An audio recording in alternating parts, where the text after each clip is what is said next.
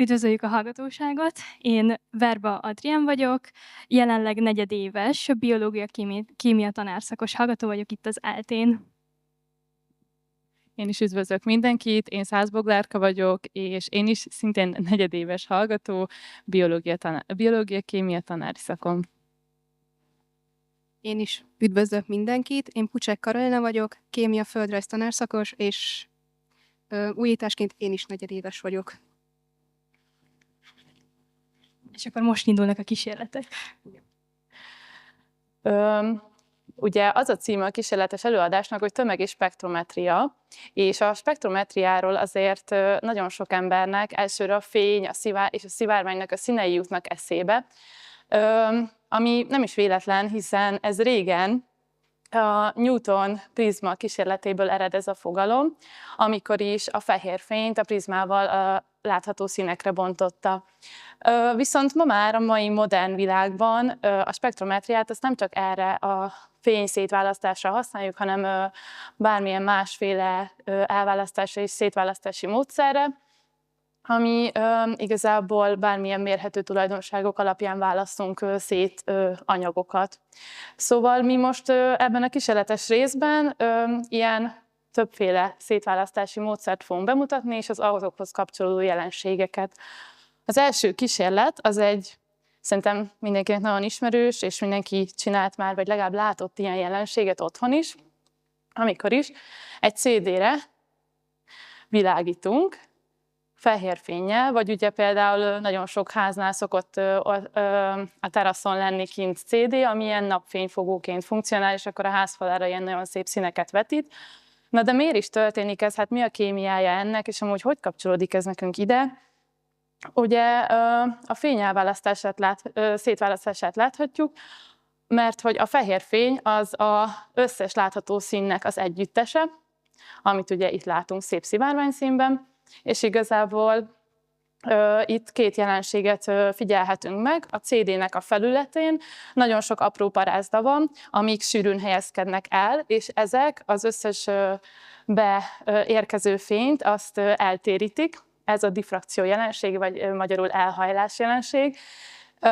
És nagyon fontos az is, hogy a fehér fényben ugye az összes látható szín benne van, tehát különböző hullámhosszú fényhullámok vannak benne, emiatt ezeket a különböző hullámhosszokat különböző mértékben térítik el a barázdák. A másik jelenség, amit még megfigyelhetünk, az pedig az interferencia jelensége, miután eltérülnek ezek a hullámhosszok különböző mértékben, találkozhatnak ezek a hullámok, és hogyha azonos fázisban találkoznak, akkor ezek felerősítik egymást, ha pedig éppen ellentétes fázisban találkoznak, akkor pedig kioltják egymást. Szóval a diffrakció és az interferencia így együttesen adja nekünk ezt a csodálatos látványt. És át is adom a szót. Én folytatnám a kísérleteket, illetve egy fél kísérlettel, ugyanis van egy hosszadalmasabb kísérletünk.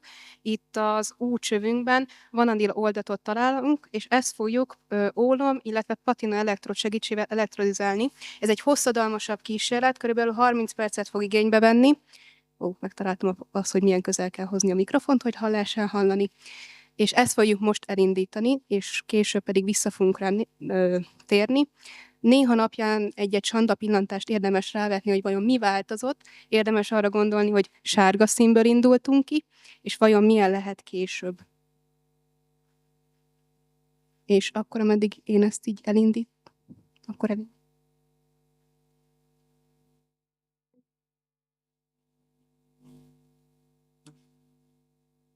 Addig én leszek Karolinának a magyar hangja. Most azzal az eszközzel rákapcsol, 7 voltot tettél rá, ugye? És akkor most már lehet látni a csöveknél, mindkét elektródnál elindult a buborékozás, tehát elindult az elektrolízisnek a folyamata. Ugye idő kell hozzá, és akkor majd ezt körülbelül majdnem a legvégén erre visszatérünk, és megnézzük, hogy mi történt.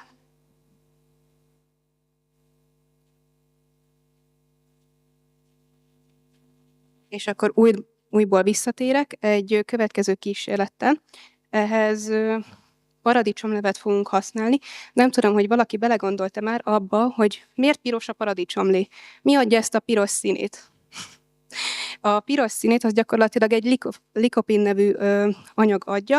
A likopinről azt lehet tudni, hogy nagyon sok konjugált kötést tartalmaz, ilyenkor az 1-es és a 2-es kötések váltakoznak benne, és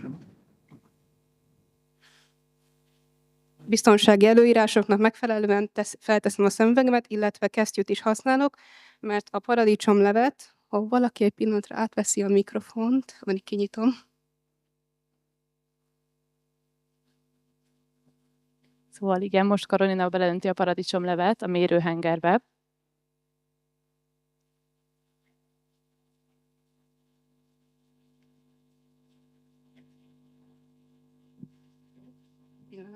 És ehhez fogok telített brómos vizet önteni. A brómos víz miatt van az, hogy ennyire be vagyok öltözve, tehát szemüveg és kesztyű, mivel elég mérgező és kellemetlen, szóval ezért nagyon óvatosnak kell lenni vele.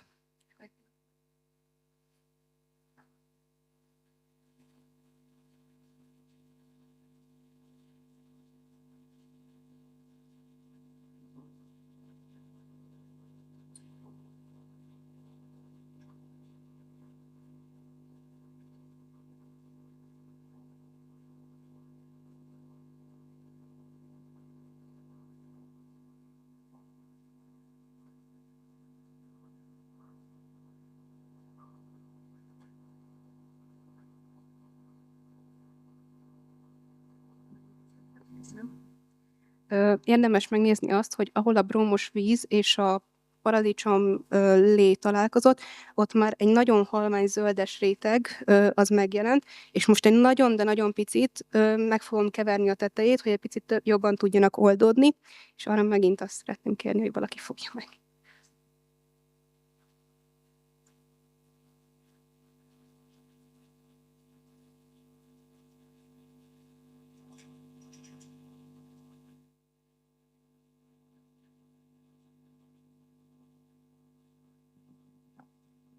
Most már egy kicsit jobban lehet látni, nem tudom, hogy a videóban is mennyire látszódik, de hogy itt van egy sárga rétegünk, itt van egy köztesen egy ilyen kékes-zöldes rétegünk, és alatta pedig megmaradt a paradicsomnak ez a piros színe. Ugye mondtam, hogy a likopin, ami a piros színt adja, abban ugye konjugált rendszer van a molekulájában, és amikor brómos vizet adunk hozzá, akkor igazából brómozni tudjuk, és amikor brómozzuk, akkor megváltoztatjuk gyakorlatilag az elektron szerkezetét. Ugye a likopin azért piros színű, mert a kék és a zöld tartományban, vagy fénytartományban nyel el, és emiatt a piros színt fogjuk látni. Amikor megváltoztatjuk az elektron szerkezetét, akkor más lesz a fényelnyelése, és más színt is fogunk látni gyakorlatilag, és ezek nagyon szépen ilyen sávokban így meglátszódnak. És akkor én igazából ennyit szerettem volna ehhez a kísérlethez adni, és továbbadnám. A továbbiakban is a színeknél fogunk maradni, azonban, amit én fogok csinálni, az bátran ajánlom otthoni kipróbálásra is, mert teljesen veszélytelen anyagokkal fogok dolgozni, ezért sem vagyok annyira ugye beöltözve. Ezekben a főzőpoharakban nagyon az alján egy kevés csapvizet tettem. Amit továbbra fogok használni, azok szűrőpapírok. Ezekre ilyen vízoltható filcekkel fogok apró pontokat felrakni. Azoknak a színanyagát fogjuk megnézni, hogy hogyan viselkednek, ugyanis ebben a kísérletben a molekuláknak az eltérő tulajdonságai lesznek a főszerepben, hogy hogyan kötődnek a szűrőpapírnak az anyagához. Ugye eltérő molekulák majd eltérő képpen fognak vele reagálni. Azért csinálok többet, hogy minél érdekesebb és színesebb látványt nyújtsam. Elkészültek a papírjaim, és akkor most csak simán belehelyezem őket a vízbe. Ugye látható, hogy a szűrőpapírok azok nagyon gyorsan elkezdik szívni magukba a vizet, és ez nem állt meg, de a másik az látszódik. Ugye ez azért van, mert amint elérik amint a víz szintje eléri a festékeket, ugye mivel vízben oldhatóak, ezért azokat a festékanyagokat elkezdi magával vinni a víz. Azonban, ugye mondtam, hogy eltérő molekulákat tartalmaznak, tehát például egy ilyen barna filcben, majd látni fogjuk, nem barna színű molekulák vannak, hanem több komponensből rakják össze. Fogunk látni pirosat, kéket, és ebben a világos színűben még sárga is van. Megkérem a lányokat, hogy ebből adjanak, és akkor meg lehet nézni már előre az eredményét, itt pedig élőben tudjuk követni a folyamatot. Ezt a kísérletet egy ilyen nagyon egyszerűsített kromatográfiának lehet felfogni, amiben van egy állófázis, ez a szűrőpapírunk, és a mozgófázis pedig a benne lévő víz. A kiosztott papírokon látszódik, és megnézem, hogy itt még nem annyira, de azt lehet elmondani, hogy amelyik színű anyag, az alacsonyabbra jut a szűrőpapíron, az sokkal erősebb kölcsönhatásba lép a szűrőpapírnak az anyagával, és ezért nem tud olyan gyorsan tovább vándorolni, mint azok a színek, amelyik pedig feljebb jutnak, azok gyengébb kölcsönhatással lépnek kapcsolatba a szűrőpapírnak az anyagával. Ugye ez is egyfajta szétválasztás, ugye az a különbség az előbb látottak között, hogy ott konkrétan megváltoztattuk a molekuláknak a szerkezetét, itt pedig csak kihasználtuk azt, hogy ők eleve milyenek. Szerintem én ezt itt hagyom, és akkor nézzük a következőket.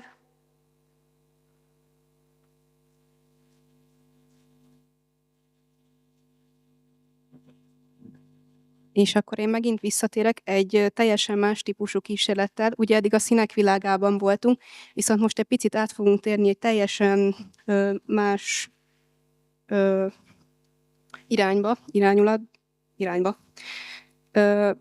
Én ezt a pingponglabdás kísérletet fogom bemutatni, és meg fogom mozdítani anélkül, hogy hozzáérnék.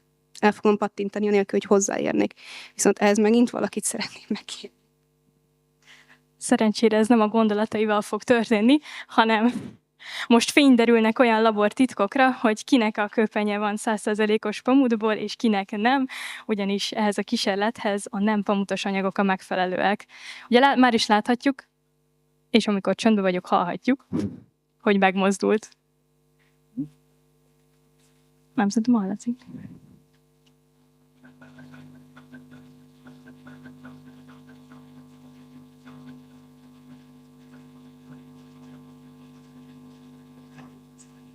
Szerintem is elmondod, hogy ez miért történt. Hogy itt mi is történt, igazából, ahogy Adri mondta, ilyenkor nagyon jól kiderül az, hogy ki nem hallgatott az első fél évben, ugyanis bevallom, én nem 100% poliészt, vagy pamut, 100% pamut köpenyt vettem, hanem van benne műszálas, és a műszálas anyagokkal sokkal jobban meg lehet csinálni ezt a kísérletet. Itt az történt, hogy amikor dörzsöltem a köpenyembe a rudat, akkor feltöltöttem negatív töltésekkel, és amikor közelítettem vele a mini konzerveinkhez, a mini konzervünkhöz, akkor azt polarizáltam gyakorlatilag. Tehát ugye negatív töltésekkel töltöttem fel, és ilyenkor a negatív töltések a konzervben, ugye a negatív és a negatív nem szereti egymást, tehát arrébb fognak menni, és itt fognak ebben a részben összpontosulni, ezen az oldalon. És ez pedig polarizálni fogja a labdánkat is, és ennél is az fog történni, hogy itt vannak a negatív töltéseink, és ez is polarizálni fogja a labdát, tehát a töltései, azok gyakorlatilag erre az oldalára fognak koncentrálódni, viszont ez meg azt fogja eredményezni, hogy nekünk ez az oldalunk, az pozitívabb lesz. Itt ki fog alakulni egy elektrostatikus mozgásunk gyakorlatilag, hiszen itt negatív, itt meg pozitív töltéseink vannak. Emiatt fog ehhez a konzervhez hozzáérni gyakorlatilag a labdánk. Viszont amikor hozzáér a labda, akkor ugye grafittal van bevonva nekünk ez a labdánk, tehát amikor hozzáér a konzervhez, akkor át fog tudni rá menni az elektronok, tehát a negatív töltéseink, és emiatt már a labdánk is negatív töltésű lesz. És meg az fog kialakulni, hogy itt is negatív töltésünk van, és a labda is negatív töltésű. ez meg taszítást fog előidézni. Tehát a labda az gyakorlatilag át fog pattani a másik fazekunkhoz, konzerveinkhez, fazeknak egy picit pindurka, tehát át fog ide pattanni, és le fogja tudni adni azokat az negatív töltéseket, elektronokat, amiket átcipel gyakorlatilag, és a labdánk az megint pozitív töltésű lett, tehát megint kialakul egy elektrostatikus vonzásunk. Tehát ez fog oda-vissza végigmenni egy jó ideig, aztán egy idő után leáll gyakorlatilag. És szerintem ezt a kísérletet én ennyiben le szeretném tudni, és egy kicsit átnyomunk egy másik típusúra, viszont nagyon hasonló, viszont egy más tulajdonságot fogunk kihasználni. Itt viszont lehet, hogy kérek megint segítséget is egy hangot. Persze, jövök megint. A kísérletnek a lényege itt is pontosan ugyanaz lesz, mint a labdás verziónál, hogy anyagot fogunk polarizálni, csak itt most nem pingponglabdát, hanem egy megszínezett vízsugárral fogjuk elérni. A víznek az esését kövessék a szemükkel, ahogy közelíti hozzá Karolina. A vízsugár az függőlegestől eltér a rúdnak az irányába.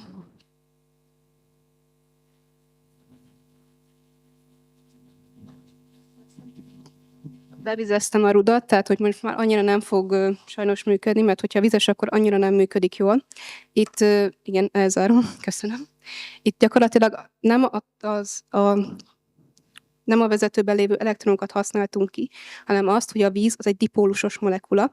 Tehát van neki a molekulájának van egy olyan része, ami kicsit negatívabb, és van egy olyan része, ami kicsit pozitívabb. És amikor én a negatívan feltöltött rudat oda tartottam, akkor ők a pozitív felükkel gyakorlatilag arra orientálódtak, és megint csak kialakult egy elektrostatikus vonzás gyakorlatilag. És igazából én megint átadnám a szót Adrinak, aki egy nagyon érdekes kísérlettel folytatja tovább. Hát igen, azért is érdekes, mert én is pancsolni fogok a továbbiakban is. Egyébként arra gondoltam, hogy ez milyen praktikus lenne, hogyha a mosdókban is be lenne vezetve valami hasonló, és akkor abszolút semmi nem menne mellé. Nos, eddig nagyon sok mindent láttunk már, hogy mit lehet szétválasztani. Most olyasmi következik, ahol a tömeg lesz a főszerep, illetve ebből adódóan egy másik tulajdonság. Ehhez fogok használni, ez is sima víz, azért meleg belenyúlni.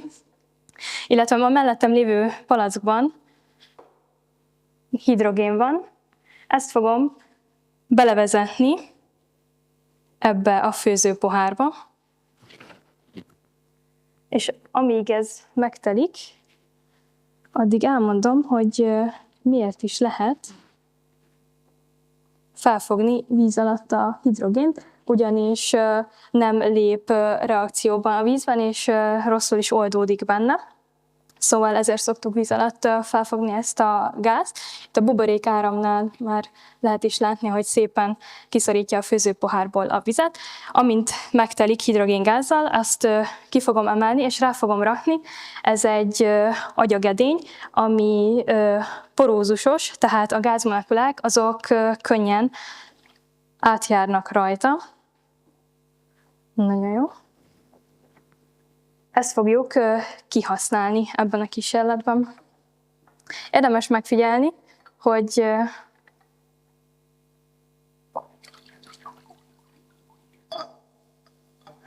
ebben a csőben folyadék mozog, az is csak simán vízzel van megtöltve, és valahol ereszt a készülékem, de itt oldalt lehetett látni, hogy ahogy jön fel a víz, itt oldalt valahol ki is folyt. Pusztán attól, hogy ráborítottam a hidrogéngázt. Hogyha ezt leveszem, akkor a csőben megfigyelhető, hogy a víznek a szintje az egyre inkább lejjebb szorul. Ez azért van, mert ugye mondtam, hogy az agyaghengernek a fala az átjárható a gázmolekulák számára. Ezt úgy mondjuk, hogy diffúzió történik, áthaladnak rajta, bedifundálnak, és mivel a hidrogén molekulák azoknak sokkal kisebb a moláris tömege, mint az agyaghenger belsejében lévő levegő van benne, és azoknak vannak ugye különböző gázkomponensei, mint az oxigén és a nitrogén, ezeknek a moláris tömege sokkal nagyobb, mint a hidrogéné, ezért lassabban is fognak mozogni. És ez a mozgás most jelenleg a diffúzió sebességgel jellemezhető, ugyanis ha a hidrogénnek kicsi a tömege, akkor sokkal gyorsabban fog belediffundálni az agyaghenger belsejébe, mint amilyen gyorsan a belül lévő gázok diffundálnak ki. Ez azt eredményezi, hogy a bent lévő adott térfogatban sokkal több lesz a gázmolekül, ezért megnő ott a nyomás, ami ugye egyetlen egy helyen nyitott ez a rendszer. Ez a nyomás, ez az U csőben lévő vízre fog hatni, és ezért volt az, hogy annak a vízszintje megemelkedett, és ugye olyan nagy volt, hogy ki is tudta szorítani ebből a csőből. Amikor leemeltem róla a főzőpoharat, akkor viszont az történt, hogy a agyaghenger belsejében lévő hidrogén molekulák, azok elkezdtek kifele diffundálni, illetve ugye itt a környezetünkben lévő levegőnek a gázkomponensei pedig befelé, viszont ugye kifele is gyorsabb volt a hidrogén, vagy nagyobb volt a diffúziós sebessége, mint a többi gáznak, ezért sokkal gyorsabban áthaladt kifele is az agyaghengerből, ezért a belsejében az agyaghengernek lecsökkent a nyomás, ami már nem nyomta annyira ezt a útcsőrben lévő vízoszlopot, ezért tudott visszaállni az eredeti szintjére. És akkor ezzel a kísérlettel láthattuk azt, hogy a tömeg is szolgálhat arra, hogy valamilyen módon szétválasszuk az anyagokat. Ezután egyesítsük a kettőt, a tömeget és a töltést, és most katódsugárcsővel fogunk kísérletezni. Nagyon ez az eszköz, ez maga a katódsugárcső, aminek itt a legvégében van egy fém. Ugye alapállapotból, erről a fémről nem igazán lépnek ki elektronok, viszont hogyha a közelébe teszünk egy nagyon erős pozitív töltést, akkor már kedvező elektrostatikus helyzetet biztosítunk ahhoz, hogy ezek az elektronok kirepüljenek, amit itt az ernyőn ilyen fényjelenség formájában fogunk látni. Be kell üzemelnem hozzá ezt az eszközt, minden elektromosságot kikapcsolok, amire jelenleg nincsen szükség. Tehát itt látható az a fényjelenség, amit mondtam, és egy kis Jedi erővel megpróbálom eltéríteni.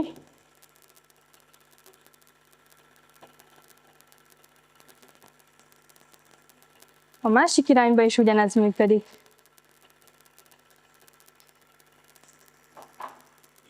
Ki is kapcsolom, mert hangos volt. Szóval, hát igen, ez látszódott is, annyira nem csináltak nekem sötétet, nem Jedi erő volt, hanem a mágnessel értem el azt, hogy a csőben repülő elektronokat, mivel van nekik töltése, illetve nagyon-nagyon kicsi a tömege, ezért nagyon könnyen el lehet őket téríteni egy mágneses erővel, amit ezzel a szimpla kétpólusú mágnessel sikerült elérni.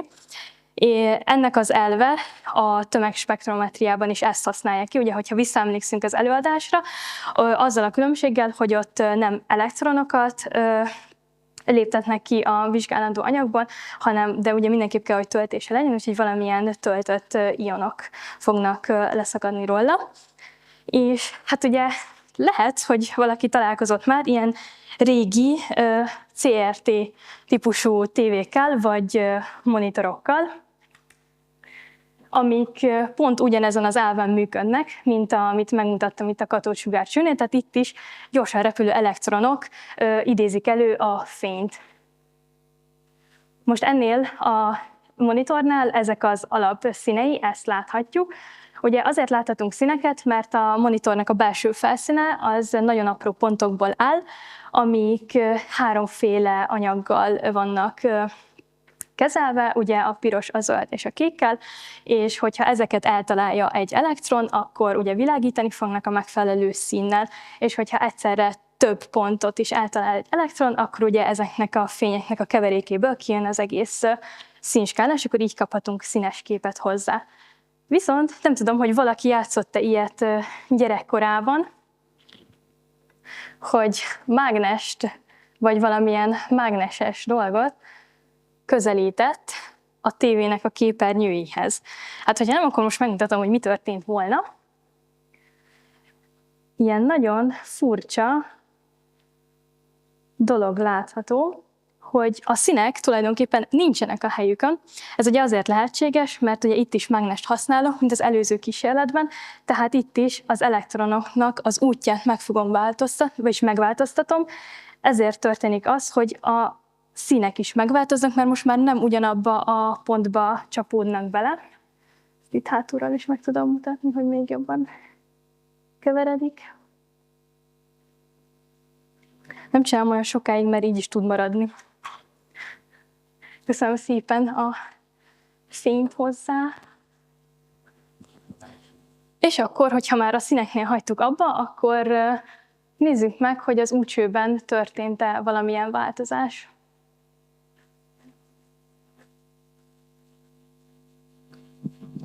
Ez lejövök ide, és nagyon szépen látszódik szerintem, aminek történnie kellett volna. Az útcsőben, aki közelül, az látható egy ilyen levendulás, lilás réteget. Alatta nagyon, de nagyon halványan, és nagyon, de nagyon vékonyan egy ilyen sötétebb, zöldes réteg látható.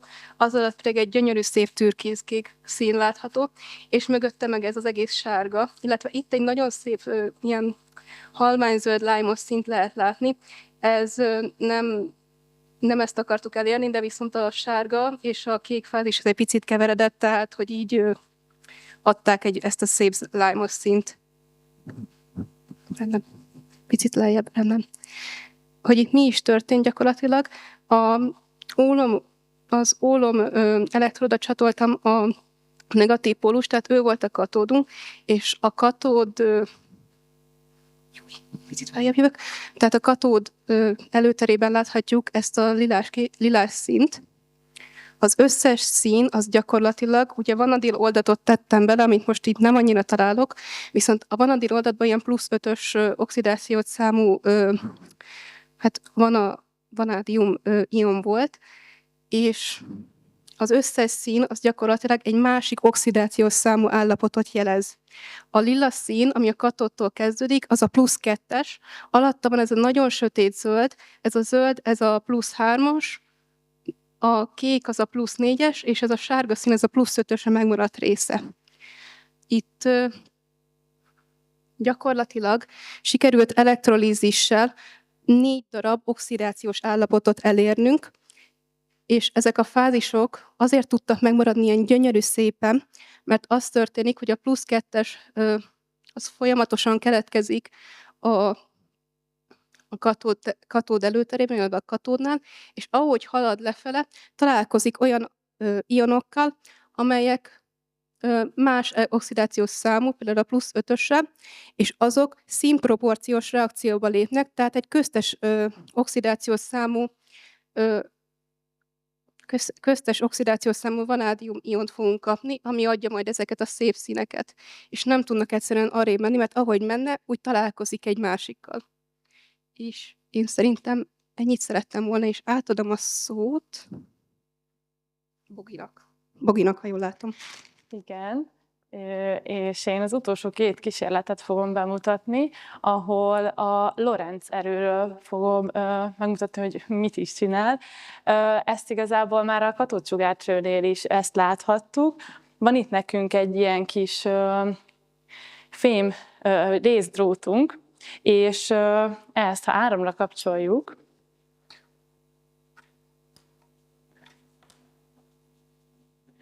akkor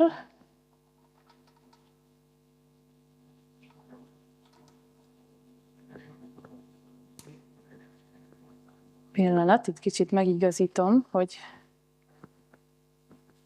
egyenes legyen. Most még nem kapcsoltam rá az áramot. Igen, le is tekertem, és most megnézzük, hogy ez amúgy a mágnessel történik-e valami. Ahogy láthatjuk, mutatom ebbe az irányba is. Ha hozzáérintem a mágnest, akkor igazából semmi se történik. Viszont, hogyha ezt most felkapcsoljuk egy kis áramra, amivel ugye elektromos teret hozunk létre, akkor megfigyelhetjük, hogyha a mágnest oda nyújtjuk, másik oldalról jobb, hogyha ide állok, akkor láthatjuk, hogy megmozdult a drótunk, és oda is húzta magához. Hogyha viszont megcserélem a két pólust, akkor megnézhetjük, hogy a töltéssel rendelkező részecskéink az a másik irányba fognak elmozdulni. De hát mindjárt megfigyeljük. Segítesz egy kicsit. Mert sajnos ezek a drótok, amik rá vannak applikálva, azok egy kicsit elmozdítják szegény részdrótunkat. Aha. Na, és most megnézzük, hogyha fordítva kapcsoljuk fel, akkor taszítjuk-e? És igen. Láthatjátok, hogy most nem... Ó, hát jó, oké. Ezt senki se látta. De a lényeg az, hogy igen, a drótok miatt kicsit nehezen látható, de ha egyik pólusra kapcsoljuk, akkor ugye vonza, ha pedig a másikra, akkor pedig ugye a másik irányba téríti el a részecskéket a mágnes, és igazából ez maga a Lorentz erő, amit most az utolsó kísérlettel is be fogok nektek mutatni. Igazából itt is van áramunk, és itt is lesz mágnesünk. Ez egy olyan kis szerkezet, egy petricsésze, amiben egy sárgaréz lemez van, középen egy grafitelektrode, mondom középen, és ezeket kapcsoljuk rá az áramkörre, és benne pedig ez a kék folyadék van, ami rézszulfát oldat. És ha ebbe belerakjuk a kis hajónkat, ami remélhetőleg látszik, de ha nem, akkor majd egy nagyobbal is kipróbáljuk, akkor látjuk, hogy ugye hát egy helyben áll, viszont hogyha én hozzárakom ezt a mágnest, és feltekerjük az áramot, akkor, és kicsit segítek neki, hogy ne egy helyben álljon. Na, igen, én látom, hogy elkezdett körbeforogni a elektród körül, nem tudom, hogy ez a kamerán is látszik, de megpróbálhatjuk egy nagyobb hajóval, hogy hát ha azzal látszik, csak azon lehet annyira nagy lesz, hogy beleakad a petricsészébe, de mindjárt megnézzük. Na.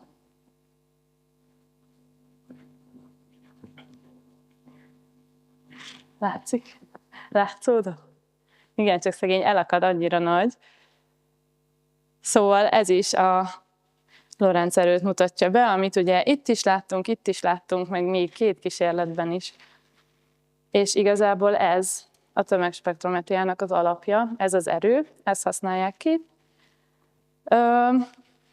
Mi ennyivel készültünk, és Illetve még akkor most valami. már megmutatnám a kromatográfiának az eredményét, Igen. ugyanis nagyon szépen szétváltak. A papíron lehet látni, hogy amelyik tollból ez a piros és a kék szín keletkezett, azok ilyen sötétek voltak, fekete pedig barna.